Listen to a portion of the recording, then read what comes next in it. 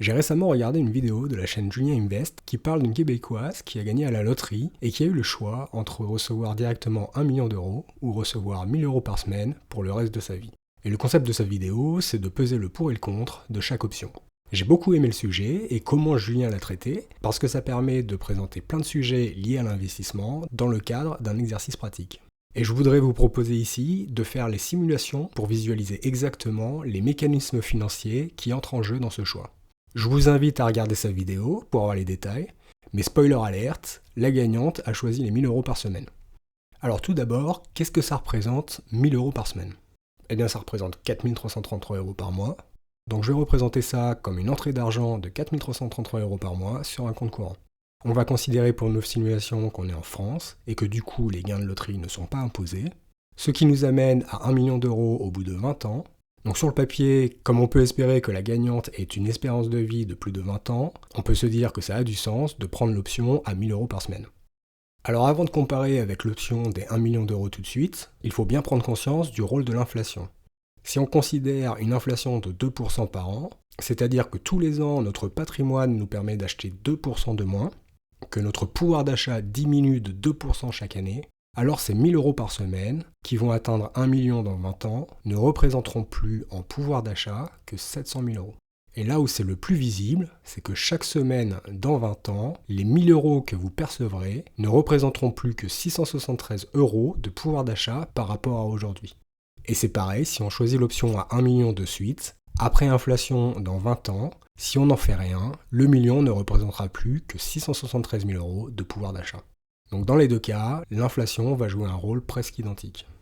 Alors la première chose qu'on peut regarder si on choisit l'option à 1 million d'euros, c'est ce qu'il se passe si on place cet argent sur des actifs qui génèrent un rendement pas trop risqué autour de 7% par an. Ça va évidemment permettre à notre patrimoine de grossir. La courbe bleue représente ici notre patrimoine et la courbe jaune notre patrimoine après impôt. Ici, j'ai utilisé un CTO, un compte-titre ordinaire, par simplicité, avec une imposition à 30% sur les plus-values, mais on aurait pu optimiser un peu en utilisant un PEA en plus du compte-titre. Donc comme ce patrimoine augmente de manière conséquente, on va pouvoir l'utiliser pour se servir une rente, c'est-à-dire qu'on peut retirer de l'argent tous les mois.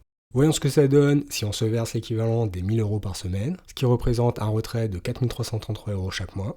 Eh bien, bonne nouvelle, on se retrouve dans la même situation que l'option à 1000 euros par semaine, vu que notre patrimoine nous permet de sortir 1000 euros par semaine, à la différence qu'on a en plus 1 million de patrimoine, et que ce million va réussir à grossir malgré la rente qu'on se verse. Alors il va falloir ajuster un tout petit peu la simulation pour pouvoir comparer équitablement les deux options, parce qu'ici on a de l'imposition qui entre en jeu, vu que notre patrimoine génère de la plus-value, et que cette plus-value sera taxée quand on se versera une rente. La courbe bleue, c'est le capital qu'on extrait de notre patrimoine, et la courbe jaune, c'est ce qu'on perçoit réellement après imposition du capital extrait. Cette courbe jaune va descendre petit à petit, comme la proportion de plus-value dans notre patrimoine va augmenter et que l'imposition va donc aussi augmenter. Donc pour comparer avec l'option de loterie à 1000 euros par semaine, il faudrait que notre rente après impôt, la courbe jaune, reste horizontale à 4333 euros par mois. Je vous épargne la construction de la simulation, mais du coup j'ai augmenté chaque année le capital extrait en rente pour qu'après imposition, la rente perçue soit constante et égale à celle perçue avec l'option à 1000 euros par semaine. L'idée étant donc d'avoir la courbe jaune qui représente l'argent disponible après imposition, constamment égale à 4333 euros par mois et donc aux 1000 euros par semaine. Et là encore, on se retrouve avec notre million qui continue à grossir pour atteindre 1,3 million d'euros au bout de 20 ans. Donc avec l'option 1 million dès le départ, on peut se retrouver à percevoir les mêmes 1000 euros par semaine, mais on a en plus un patrimoine conséquent de plus d'1 million d'euros qui va continuer à grossir. Alors à ces niveaux de patrimoine, il y a une optimisation fiscale que ce sujet nous permet d'aborder, à savoir le crédit lombard. C'est un crédit qui permet, en mettant en collatéral des actifs financiers, de toucher une rente sans jamais avoir besoin de revendre son capital investi, et permet donc d'éviter de payer de l'impôt sur ce capital. En fait, le crédit lombard, c'est une ligne de crédit qu'on ouvre à la banque en mettant en collatéral des actifs financiers comme des actions ou des obligations. Ici, notre million d'euros qu'on a investi. Le portefeuille d'actifs sert de collatéral, ce qui permet d'obtenir un prêt à un taux généralement assez bas, car le risque pour la banque est réduit comme elle peut se servir sur votre capital pour se rembourser. L'intérêt de faire un emprunt pour se verser une rente, c'est qu'on ne touche donc jamais à la plus-value sur notre capital investi, et comme une dette n'est pas taxée, on ne va jamais payer d'impôt. Et cette dette, qui va grossir mais moins vite que notre capital investi, n'a en fait jamais besoin d'être remboursée de notre vivant. La banque récupérera finalement à notre décès son argent et se sera rémunérée toutes ces années avec les intérêts qu'on a payés.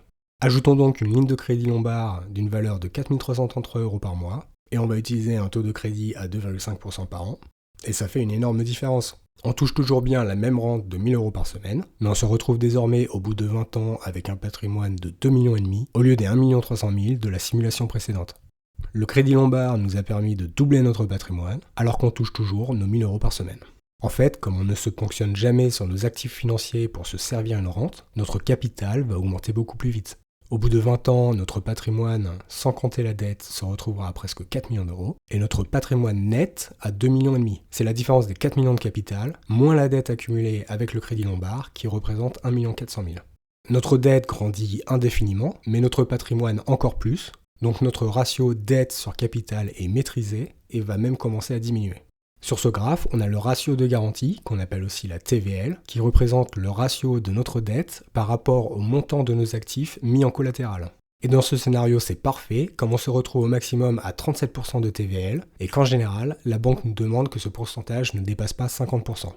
Par contre, attention, il va toujours falloir rester sous ce ratio de garantie, au risque de se faire liquider et de perdre nos actifs mis en collatéral. Ce qui peut être le cas si nos actifs perdent en valeur. Donc le crédit Lombard vient avec un risque par rapport à la volatilité des actifs mis en collatéral. D'où l'intérêt d'avoir un ratio de garantie pas trop élevé.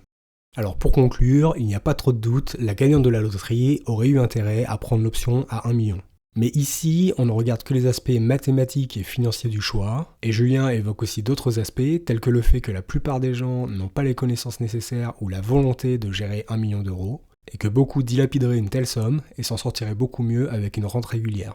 Et je vous laisse regarder sa vidéo pour y trouver le reste des aspects non techniques qui pourraient rentrer en jeu. Si vous voulez continuer à creuser le sujet ou réfléchir plus globalement à un plan d'investissement à long terme, je vous invite à jeter un coup d'œil à mon simulateur sur malibertéfinancière.fr.